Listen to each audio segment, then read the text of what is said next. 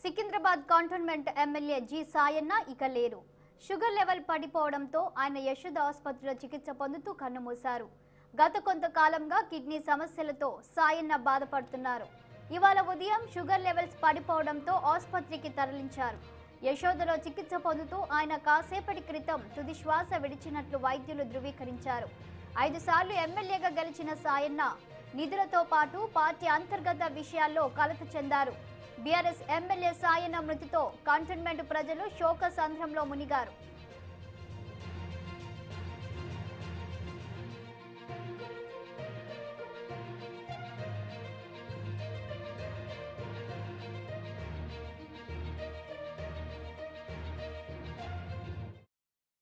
ఇక ఇదే అంశంపై మరింత సమాచారం మా political bureau chief Ram phone line లో అందిస్తారు.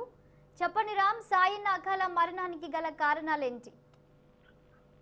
శాలిని, ఏదైతే ప్రస్తుతం సికింద్రాబాద్ కంటోన్మెంట్ ఎమ్మెల్యేగా కొనసాగుతున్న సాయన్న గత కొన్ని రోజులుగా అనారోగ్య సమస్యతో బాధపడుతున్నాడు. ఆయనకు అయితే cardiac arrest, heart attack, sugar levels పెరిగిపోయి కార్డియాక్ అరెస్ట్ రావడంతో సికింద్రాబాద్ లోని యశోద ఆసుపత్రికి కుటుంబ సభ్యులు చేర్పించారు. ఈ రోజు కొద్దిసేపటి క్రితం ఆయన యశోద ఆసుపత్రిలో కనుమూయడం జరిగింది. అయితే రాజకీయ ప్రస్థానం కూడా మచ్చలేని రాజకీయ నాయకుడిగా పేరు తెచ్చుకున్న వ్యక్తి. మొదటిసారి 1994లో ఎన్టీఆర్ హయాంలో మొదటిసారి ఎమ్మెల్యేగా కంటోన్మెంట్ ఎమ్మెల్యే టీడీపీ ఎమ్మెల్యేగా కొనసాగి ఆ వరుసగా 2009 ఒక్కసారి మధ్యన ఓడిపోయడం జరిగింది. వరుసగా 5 సార్లు ఆయన ఎమ్మెల్యేగా కొనసాగాడు. ఇప్పుడు 2014లో టీడీపీ తరఫున గెలిచిన సాయన్న తర్వాత టీఆర్ఎస్ చేరడం, 2018 ఎన్నికల్లో టీఆర్ఎస్ పార్టీ చేరాడు. ప్రస్తుతం బీఆర్ఎస్ ఎమ్మెల్యేగా కొనసాగుతున్నాడు. అయితే ఆయన ముందు చంద్రబాబు నాయుడు, ఎన్టీఆర్ నుంచి చంద్రబాబు నాయుడు నుంచి దేవేందర్ గౌడ్, తర్వాత రంగారెడ్డి జిల్లా నేతలతో కానీ హైదరాబాద్ జిల్లా నేతలతో కానీ మంచి అనుబంధం ఉన్న నాయకుడిగా పేరు తెచ్చుకున్నాడు. కేటీఆర్ తో కూడా మంచి అనుబంధం ఉంది. ముఖ్యంగా తలసాని శ్రీనివాస్ యాదవ్ వీరంతా కూడా కలిసి టీడీపీలో ఉన్నప్పుడు కలిసి పనిచేసిన సభ్యులు. వాళ్ళ కూతురు లాస్ట్ ఇయర్ కూడా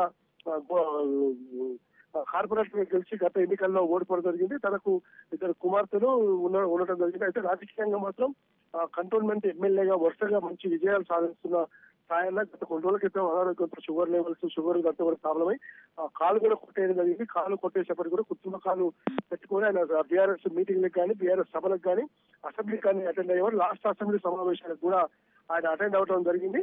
అయితే ఈ అసెంబ్లీ సమావేశంలో అటెండ్ అయినప్పుడు కూడా కొంత మంచి యాక్టివ్ గా ఉన్నప్పటికీ అనారోగ్యం రోజు క్షీణించడంతో ఈ రోజు ఆయన మృతి చెందడం జరిగింది. ఇప్పటికే సాయన్న మృతి పట్ల చాలా మంది ప్రముఖులు కూడా సంతాపాన్ని, తన కుటుంబ సభ్యుల యొక్క ప్రగాఢ సానుభూతిని కూడా జరిగింది. మంత్రి కేటీఆర్ ట్విట్టర్ ద్వారా సంతాపాన్ని తెలియజేయడం, పిసిసి చీఫ్ రేవంత్ రెడ్డి సంతాపాన్ని తెలియజేయడం, తర్వాత మంత్రులు నిరంజన్ రెడ్డి, సాయన్న, తర్వాత మాజీ టీడీపీ ఎమ్మెల్యేలు, ప్రస్తుత బీఆర్ఎస్ ఎమ్మెల్యేలు, ప్రముఖులందరూ కూడా సాయన్న మృతి పట్ల సంతాపాన్ని ప్రకటిస్తూ తన కుటుంబ సభ్యులకు ప్రగాఢ సానుభూతిని తెలియజేస్తున్నారు. శాలిని.